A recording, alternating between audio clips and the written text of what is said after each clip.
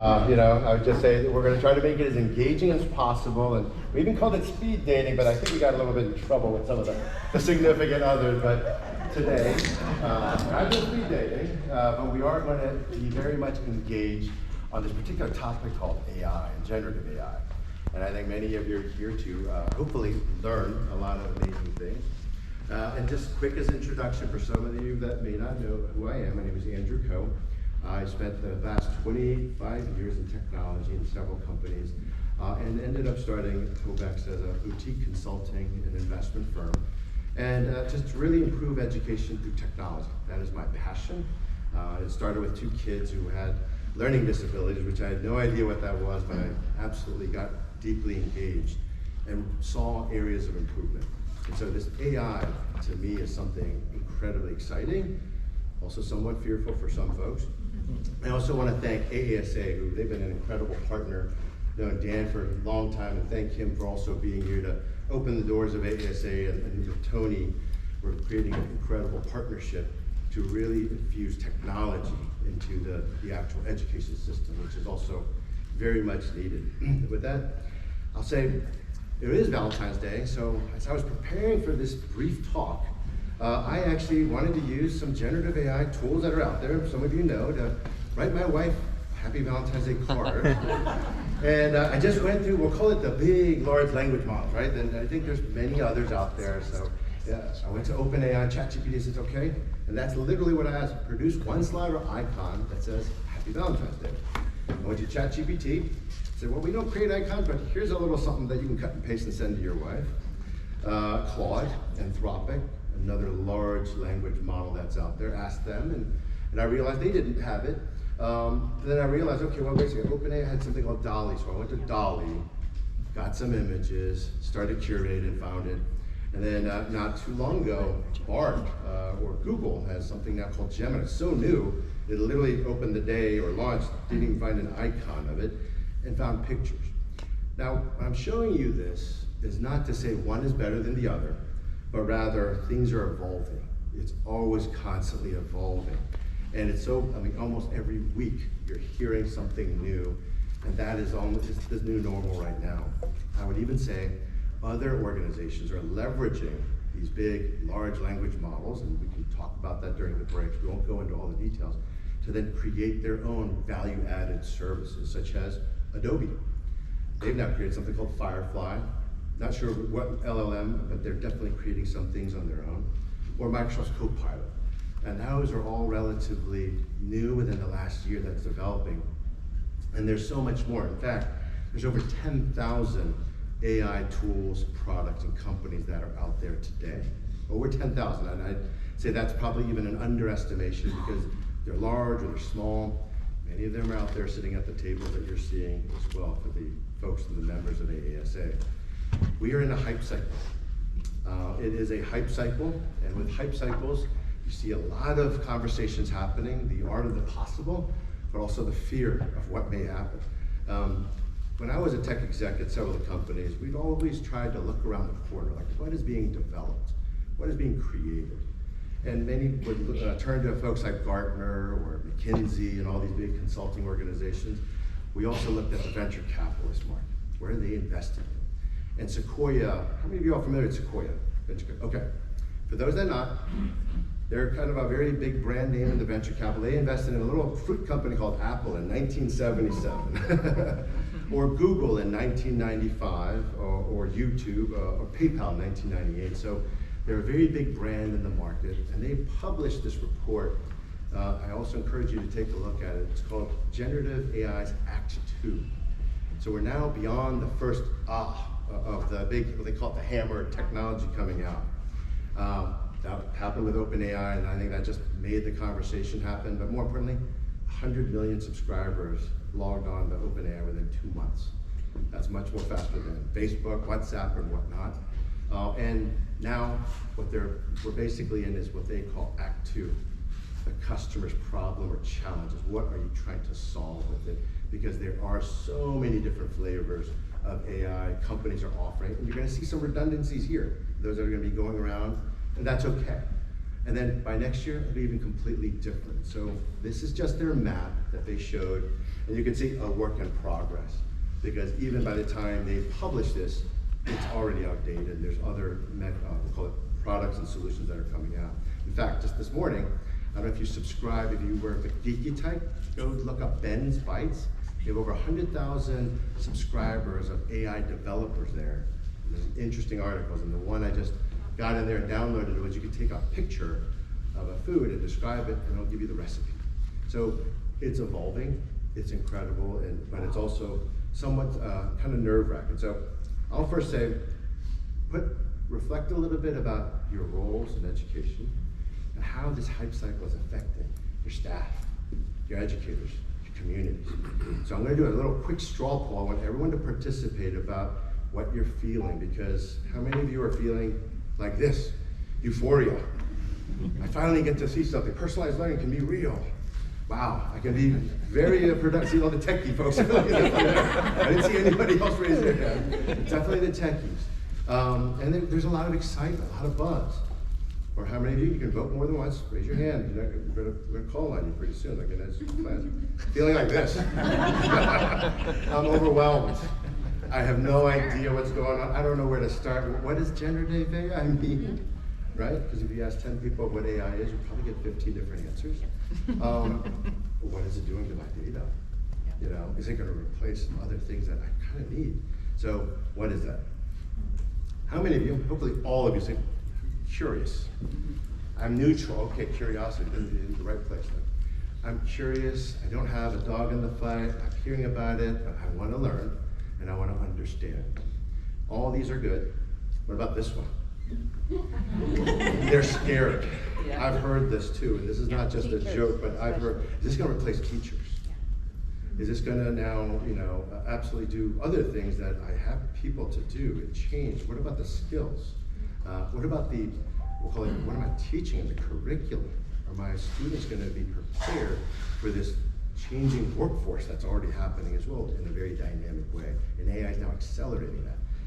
But this is also a very real fear. I would just definitely say today, in this short amount of time, we're going to have you move around. I hope everyone feels like this. Be a learner today. Yes, you're going to hear a lot of pitches. Yes, they're going to come at you as private sector pitches within short bursts of time. We used to call them private sector pitches. But you are there to also learn, ask those questions. It's not a buying environment. Some will definitely want that. But follow up, because it's also important. And so we also wanted to make sure that today was not just a pitch, but as we did a webinar with AASA not too long ago, well, several months ago, I think Dan was maybe right after you left on generative AI, we did a very unscientific straw poll of the superintendents, and their top 5 concerns were these: privacy of data and security of it, the user friendliness, how much PD do I really need to make sure that my staff and educators are aware of? Is it applicable? Is it just another shiny object, or is it just something I really could use in my district today? And what is the impact? I don't want to just buy something that it sounds nice today, and then tomorrow it gets outdated. And then the authenticity. I think this is the one that kind of opened up the whole K-12 and education, the cheating, authenticity, or hallucination of the AI. How do I know that this is accurate? So which ones we adopt? And I'd say there's no right answer, because it's evolving. These data models out there are billions and billions of data, and it's difficult time during the pandemic across the country. Then learning recovery didn't happen the way that we expected, with the amount of investment and the money that came through the learning recovery. So maybe this is our saver. That's all I can say. I mean, every student needs to learn as they are at home, so we can expand the learning beyond the walls of the schools. Thank you. Mr. Dan. Hi, I'm Dan Dominich, and I'm interested in what we're going to be doing this afternoon because I became a superintendent in the 70s. I was only 10 years old. And I remember going to the Kettering Foundation, which has started a program known as IGE, Individually Guided Education. And I, at that point, became enamored with personalized learning. Now, I'm talking about the 1970s, okay? And I actually brought the individual guided education program into my school district. Well, you know what's happened over the years with attempts to personalize learning. It's impossible to do it. I mean, you have a teacher with an average 25 kids in a class, and all day, and how can you do that? So over the years, as I moved into superintendency, and I was a superintendent for 27 years, my last one was in Fairfax County, Virginia, which is the 10th largest school district in the country. Every superintendency I had, I tried everything I could to personalize, individualize learning. So I became enamored with the technology because I saw the potential that if we were ever going to do it, it would have to be done with the technology. So when we talk about AI today, and I know that, and by the way, my last 15 years I was the executive director of AASA, which I retired from at this conference last year. So now I'm just walking around. That's true. This is cool. Yeah. What's going on? But it's to me, it's exciting because we are approaching, and we see, as we're going to be seeing today, we're going to see examples of products that can move towards individualizing learning, where a child interacting one-on-one with a computer can get the kind of learning and information that they couldn't do just being in a classroom with the teacher. And that's what's exciting about it. Yeah, there are a lot of things that we have to be concerned with, the issue of data privacy, the issue of all these things are, but these are things that we've always had to deal with. You know, it's nothing new. So it's an exciting day, it's an exciting possibility. It's just expanding like crazy. And by the way, we all know that AI has been around since the 1960s. Correct. We're all been using it. You know, if you drive and you use Waze, guess what? Guess who tells you where to go when? Yeah. So it's been around for quite a while, but right now it's in the forefront of what happens in schools, and people are nervous about it. But I see it as an exciting opportunity, and I hope you will too when you see the products that are here today. Awesome. Thank you. Christina. Good afternoon, everyone. My name is Christina Ishmael. My pronouns are she and her. Most recently, I led the Office of Ed Tech at the U.S. Department of Education. You may know us for the flagship publication on AI in education. Was the point of contact for all of AI for the entire country. No big deal, it's fine. And now am an ed tech strategic advisor, working with private sector, public sector, and continuing to learn along the way because things are changing so quickly. What does that mean for policy? Of course, especially for our school district leaders, as they think about putting these sort of policies in place for the use of GenAI. Are we going to create a new policy, or are we going to build off of the acceptable use policy or responsible use policies that are already in place in most cases? So it's a great opportunity right now, and I also see the opportunities and risks. And guess what? I get to say what I want about these things now, and the White House doesn't tell me otherwise. No, thank you all for having me here. This is going to be a great day. Thank you. Hi everybody, I'm Tony Schlorf. I am the Associate Executive Director for Finance, Operations, and Technology for AASA. Why is the Operations and Finance guy here in the room? Is probably the first question. However, I just recently was the Chief Technology Officer for Township High School District 214, the largest high school district in the state of Illinois. And first of all, I want to thank all of you in this room, both the vendor partners and our superintendent colleagues. You know, Andrew said it very, very well, you know, we should all learn. And I know, at least in the school districts, it's hard to find that time to learn. And until we learn about all of the different pieces of AI, it's either we're excited, confused, terrified, all the above, right? But right before I left the district, it was all, oh, how are we gonna block AI? How are we gonna block AI? And is it really, you know, the idea of blocking AI, or how do we embrace it? How do we take that different view on it? You know, did we block spell check? Did we block a calculator? It's, as Dan said, you know, it's a learning piece. It's exciting. So I just want to thank all of you for taking your time to be here to learn, because that's going to give the opportunities for not just our students, but how can we get more efficient on the operational side in the school district as well. So I want to thank you all for that. You know, the technology department is no longer an island. It's in everything we do, And so it needs to be part of the full strategic planning process. And I'm super excited to have everybody here. I'm also really excited and thankful for Andrew. ASA is working with Andrew to create a partnership that does not end today. We want to continue to provide opportunities for all of you to continue to learn in the future, because we know that this is a never-ending change. What am I trying to say here? Yep. I need AI.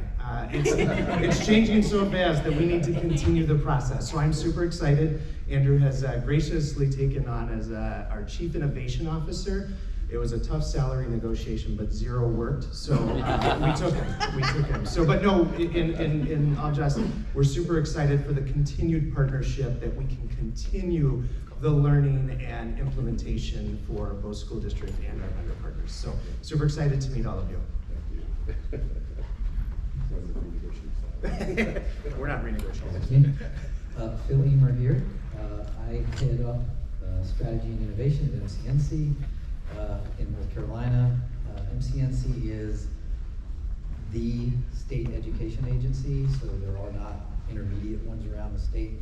We have one, so we are the service provider for all of K-12, all of the community colleges, all of the public University of North Carolina system, as well as most of the private colleges and universities in the state. And we provide protected connectivity, so internet to all of them, but also cybersecurity services on top of that, DDoS on top of that. And because I'm the innovation and strategy leader, I'm responsible for sort of future services. And we have speculated that there will be future services in things like data as a service, right? Data has become a thing, and because we already serve all of the sectors on the education side, we also serve the telehealth network in the state, so we have some healthcare as well in there. AI becomes an interesting thing, but for a couple of reasons. One, we provide consultative services to the school districts.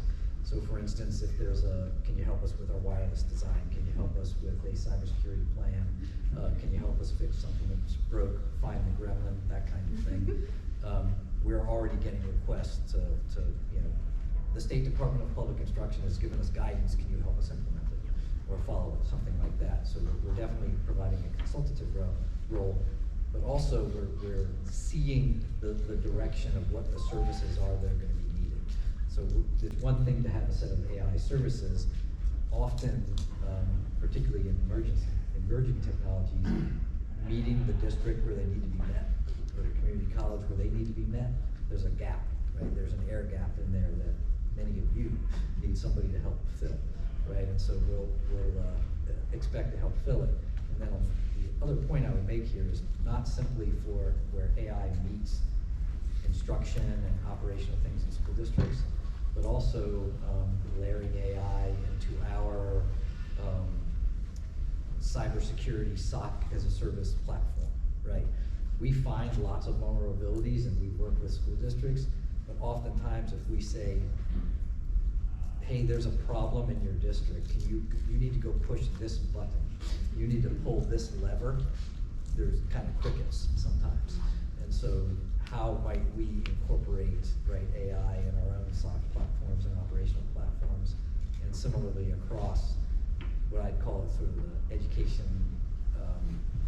intelligence ecosystem. So education data is flowing through our pipes as well, and so we're quite eager to layer on AI in very specific, pragmatic, operational ways, and I look forward to seeing all that you have to show.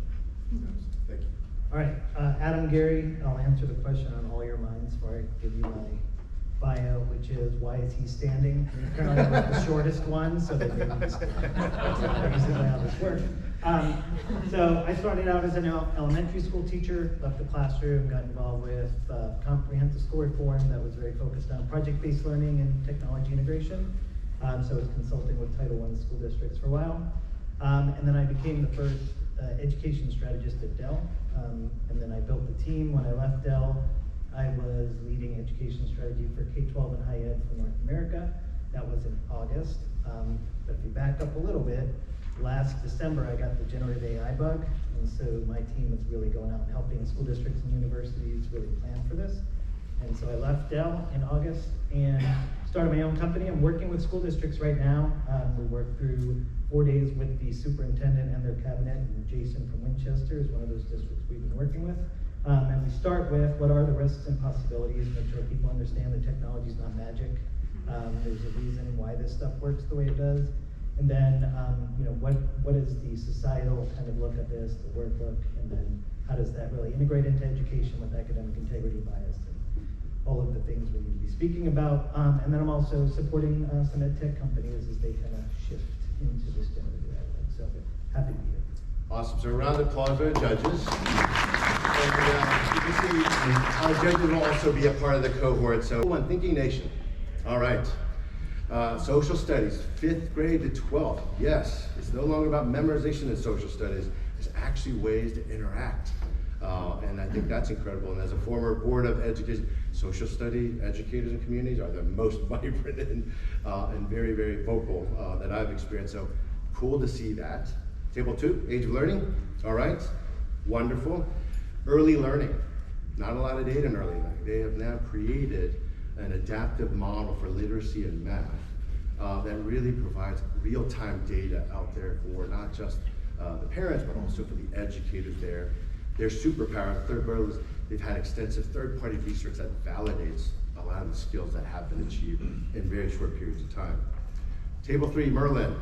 Okay, very much. How many are familiar with Alexa? They're much better. They're actually voice acting. And I say that as a former Amazonian, so I'm sorry. And I say that because they have absolutely mastered the way an educator can use voice to automate many things through the browser in the classroom. They've also now using generative AI to also have more lesson plans and productivity. So that is a very unique thing that we're also seeing. Yes, AI can do many different things as long as you imagine it. So it's really, really interesting to see that develop as well. Quizzes by EDAP. Where are you? Table 4. Okay. First of all, you got to ask Sam why he is too young to be wearing a bow tie. But he's an incredible, brilliant young man who is creating now a smart assessments for students early stage and really developing assessments out there. And so you get to see some of that right there real time. Table 5, Paravita and AWS. Awesome. Well, AWS has also created a quick checklist for those that are superintendents or district leaders. They're not going to talk about a lot, but you can also get them that's been really helping a lot of districts to understand how do I prepare for that. And Paravita is also there with a lot of their applications to show that they can improve or streamline things like IEP and even teacher lesson plans. So they've got multiple little applications that they're really, really excited to show. Table 6, Renaissance. Awesome. K-12 students really helping reading. What they have taken is a lot of their expertise on content curation of their own internal applications. They're now opening up and creating products for the educator to embrace a lot of that technology. And their superpowers have so many decades of experience with educators and content. They're now creating that to be offered for educators themselves. Table 7, Table 8, Cerebi and Scribo. And I'd say Cerebi, math assessments, incredible speed of a lot of the assessments around math and solving problems and really ensuring that the student has the ability to really understand, get tremendous feedback real time. And they've had definitely research around improving within short periods of time of 37% for math in a lot of those categories around STEM. And Scribo, another learning around a writing and literacy improvement application. And you'll see that they also provide real-time feedback. And what I call them out both is they've traveled 8,877 miles from Singapore, and both of them have been actively in and adopted by the Ministry of Education, and now they're looking to really find ways to get into to help U.S. education as well. And I want to pause there for a second. While we in the U.S. are talking about generative AI, there are a lot of countries who are ahead of us. Some far, some not so far with policies and adoption. So it's good to learn not just within our own respective districts, but outside. This world is much larger and education is everywhere, and AI is just rippling through everywhere. So interesting to see, and it's good to hear their stories as well. Table 9, Learning Me.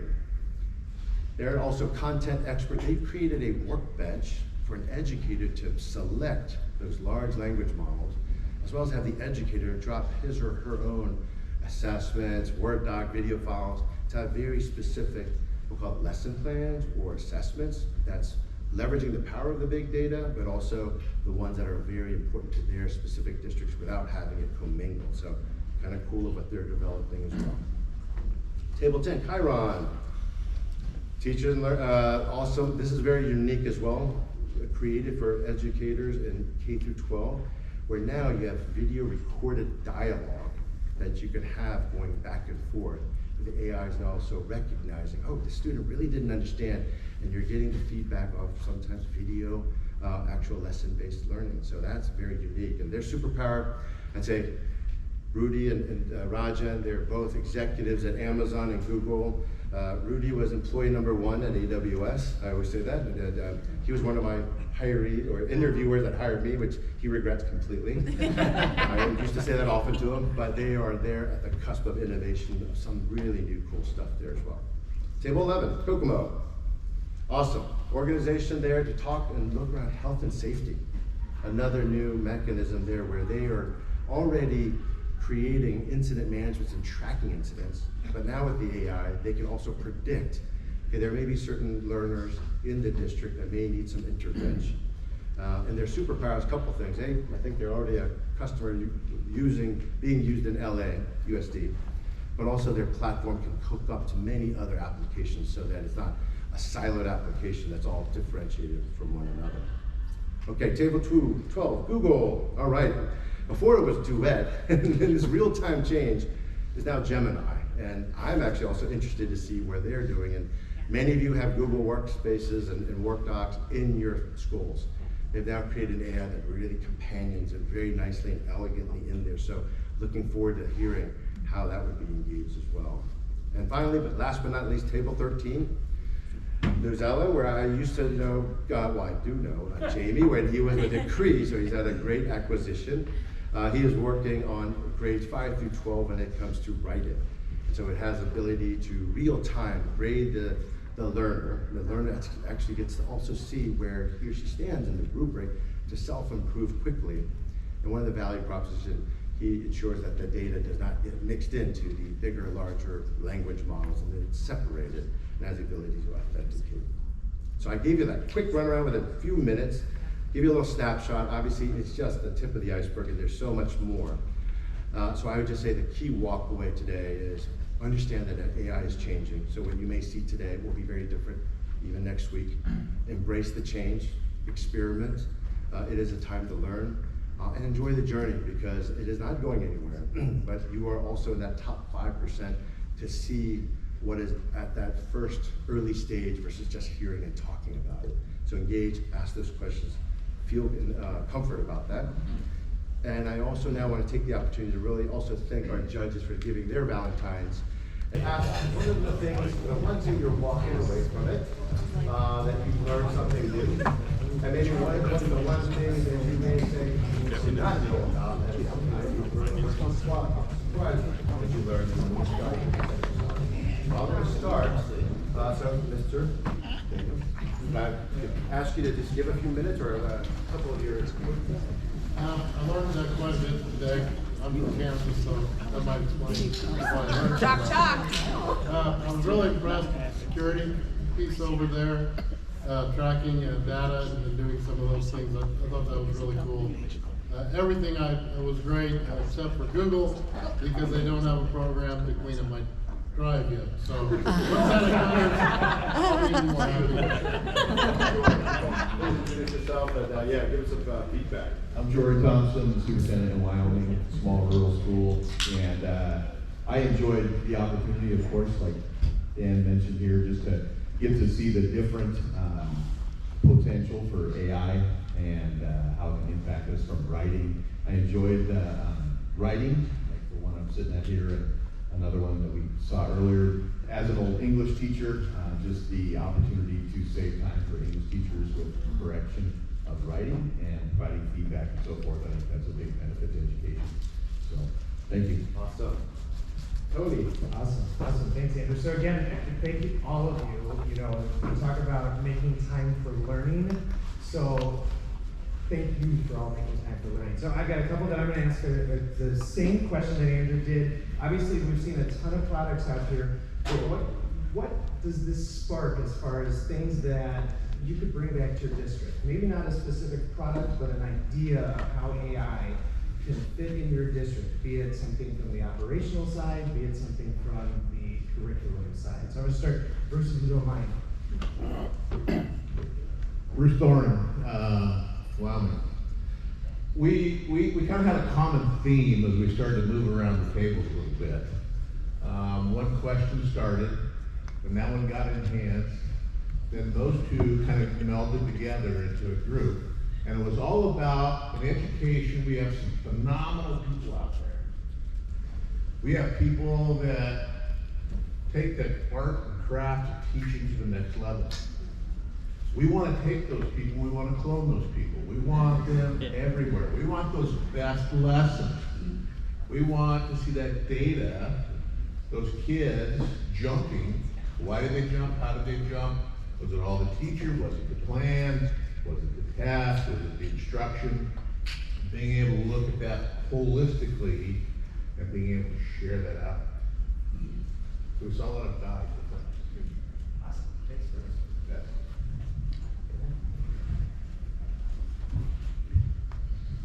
Leland Stalker from Montana. We serve mainly the Crow and Northern Cheyenne students. And one of the things that we are using our Chromebooks for is for remote instruction on our weather days. We have a lot of snow, a lot of ice. And so we are trying to make it more than just a substitute teacher type day during those snow days. We want to make it more impactful for the students to keep that day going. But we're also seeking to use those languages. We have 200 original Northern Cheyenne speakers left. We have 300 Crow speakers left. We're trying to leverage their languages to affect instruction.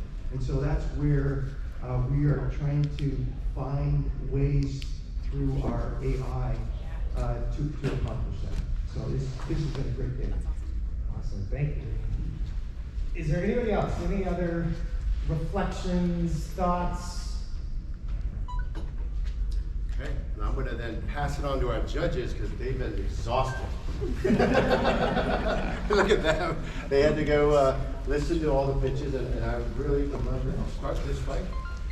Phil, with you, just to give you a warm up of, what are the one or two key walkways that you've also experienced through all the pitches, or even the conversations that you've had throughout the day, because it was intense. Again, there's probably 18 things, but if you were to just nail one or two to walk away and say, this is what I've learned, or these are some of the things that I still am looking for, or some of the new challenges that you found out. I like being first, I think. Well, number one, the depth of consideration that each of the companies is taking, right? It's there's been a lot of thought, and I feel like a lot of that thought happened, years and years ago, and is being recycled while considering AI, GenAI, the tools and the platforms. So I don't know that was surprising, but it's evident, right? That there's just a lot of depth of thought about pedagogy and sort of the science related to education, which I think is super important not to get lost in the mix. I think as it relates to AI and its integration, I thought there was a pretty wide spectrum of where it is. For some folks, right, it was, look, we've been doing this for a while, right? AI is not new. This has been embedded in our tools for a while. And for others, it's, we are, still figuring out where to best apply it, because we're still worried about the very things that are in your rubric, right? They didn't really say it that way, I don't think, but that was kind of it. We're worried about bias and hallucinations and all of that. So I think that this kind of environment is probably just as helpful for them as it is for Kick it off, buddy.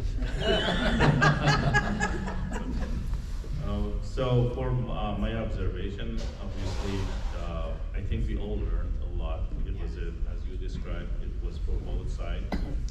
So yes, we are judged, but I think we are learning at the same time. And I appreciate everybody's time, including Andrew, to coordinate this effort to make something like this happen. I think it's unique. Yeah. I barely see that within like 10, 15 minutes, I learn about like 7 applications that I would love to know about all 13 of them, because there are a lot of things to learn about this product. One thing that I really enjoyed, how diverse the application was, from tutoring, from content generation, from any type of activity that can be done. Some of it, maybe I never thought about it even. Yes, there were some areas that you could see some product, some vendor looking at the different perspective, they looking more holistic. Some go niche to the specific part of the process. Every one of them are applicable. Literally, if you look at my responses, especially the last question was, is it applicable? Yeah, everything is applicable. Otherwise, we wouldn't be here and this event wouldn't happen. I'm very impressed overall, and hopefully we're gonna be in touch with most of you over here, and we're gonna continue in this journey. I wanna see what's gonna happen next year. Where are you at your product, your evolution that you're bringing to this AI across the industry?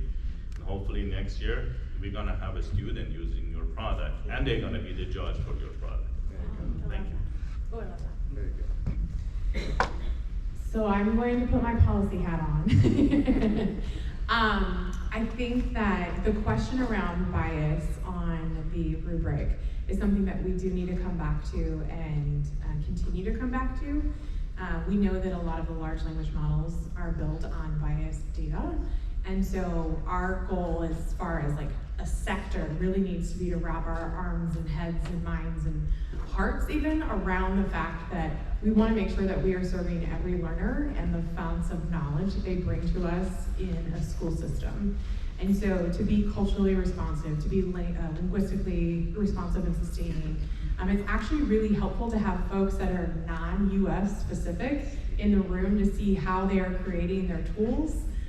Because we are, the Western countries are dominating the development of these tools right now. And that does not serve all of our learners.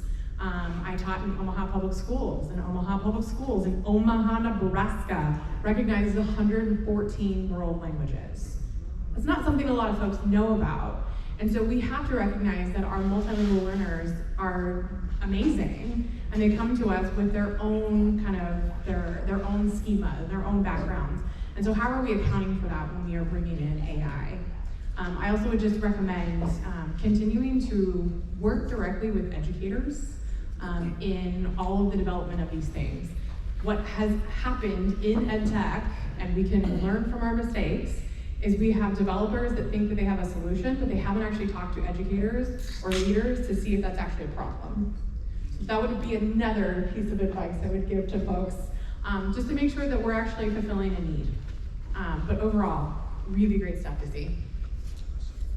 Thank you. So I was really enjoying all of the presentations and the tremendous amount of information and the diversity in terms of products. Serving students, helping the teacher, the community, the parents. It's fairly global in terms of the products that I had a chance to sit down in. But the one thing that I think impresses me the most is that we're talking now about the products that you folks have out here. And I think that it is incredibly fortunate that these things are being developed at the same time that there's a new generation of teachers. My daughter is a teacher. She doesn't shower without her iPhone. I mean, I'm just getting past the point of learning how to turn the computer on and off. And the new generation of teachers that we have coming in are the ones that are going to take to your products. And that's a problem, by the way, that over the years we've had, in getting teachers who were not born with the computer next to them, to adapt to it. But this generation that's coming, they're eating up whatever you have to offer them. They're ready for it. So great products, great work, very exciting. Thank you for letting me be a part of it today. All right, so first of all, apologies to all the tables we went to because we were huge pains in the butt, but we were asking, I think, the right questions. Who knows? We maybe just were annoying people today. But like overall, it's really important for us to do this work because right now, as I'm working with school systems, the issue is that it's almost like Web 2.0 again. There's so many of these tools, and people have no idea how to evaluate and figure out what's the starting point, right? And so the more we can do this, and the more we can educate people and educate tech companies together, I think it's going to be a win for everyone. To be very specific, we met with Learning Mate, and I thought what they were doing is also something that comes up about halfway through the first session I do with districts, which is, can we use our own data? And they were sitting back there. We've been doing this for 20 years, right? And showed the model, and I think that's what school systems are going to need. And if they're already been doing this for a while, that was great to see. Obviously, there's a lot to do with writing around the room. And Scribo has, again, years of experience with this stuff. We just have to be careful on the rubric side of things. And especially with teachers creating rubrics if they've never created them before and don't really know how to use a rubric. If we're just teaching them to use these tools to create rubrics, but they don't really know how to use them, we could be in a weird place. And I don't know if you saw this new company, Google, but finally Bard is gone, Gemini is here, and I'm happy for that because I think Gemini will have a huge impact on school districts. The one thing I'll leave you with just as overall, when I was at Dell, I spent a lot of time with ed tech companies. And the one thing that I consistently see is a lot of the models are very much built around traditional learning and not pushing the boundaries and thinking about transformative ways for this technology to help. So as you're kind of thinking of functionality, maybe that's in the back of your mind all the time is, how is this actually pushing to new models of learning for kids that really empower them with voice and choice in the process, and teachers as well. Awesome. Thank you very much, but there's a few more. We're actually going to finish early, so we're going to have time to network. Please make sure you get it back, but we're not done yet because we do have some winners. It was close, very close, and we had to calculate a couple times and call PricewaterhouseCoopers. But that said, and I have not seen this, there was nothing. Our first winner, because we had two, with all the scoring, will be Chiron Learning.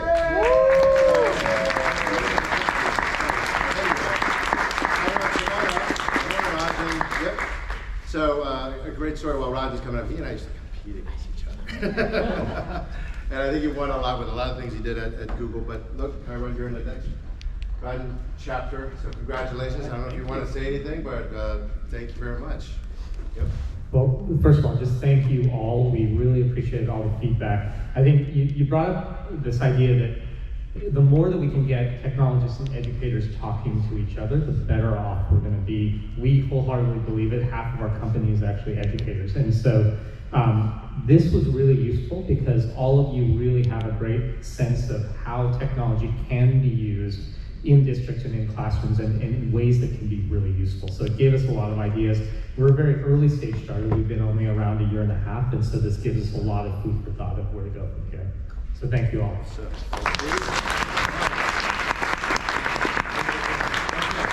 Number two, Luzella.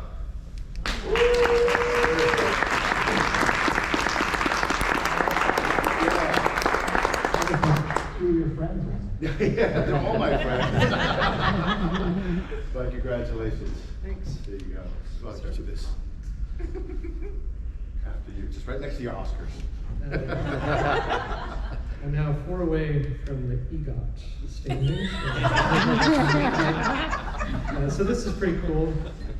For those of you I didn't get to meet, I'm sorry I didn't get to meet you. I'm happy to bring you in the chat. I won't do my whole spiel, but do come find me if you're curious. Who is this guy? Because some of you might be wondering, who is this guy? I was thinking a bit about Pope Alexander VI. Quick, does anybody remember him without looking at your phones? Okay. Pope, starting in 1492, big year for the Catholic Church. Obviously, there was a victory in Granada, not on Pope Alexander's watch, but actually repelling the Islamic Empire, one of the most important and forgotten events of the last 500 years in Western history. Christopher Columbus, so this was a busy guy. And in 1501, he gets around to writing a papal about this thing called the printing press. And I don't remember the words exactly, but it's worth looking up. And he basically says, look, it's not all bad, but we gotta be careful. And that was kind of something I found myself talking a lot about with people at my table. There's snippets of conversation I overheard, and we're not popes in this room per se, but as decision makers and thought leaders, I think it's okay to put your arms around it. Just you don't want things to be pernicious, I think is the word he uses. So there are cautions to be mindful of. So thanks, this is awesome. To the other companies, again, sorry I didn't get to chat more with you, but hopefully we can linger after the fact. Yeah, thank you very much. So I would just say we have time, so mingle, enjoy, relax. If you need to go, you need to go. So I want to first thank you all again for participating. It was intense. It was your Valentine's Day. We hope there's something very lovely about today's environment. And thank you all judges for spending your time as well. So with that, we'll conclude today. So I appreciate everyone's time. Thank you.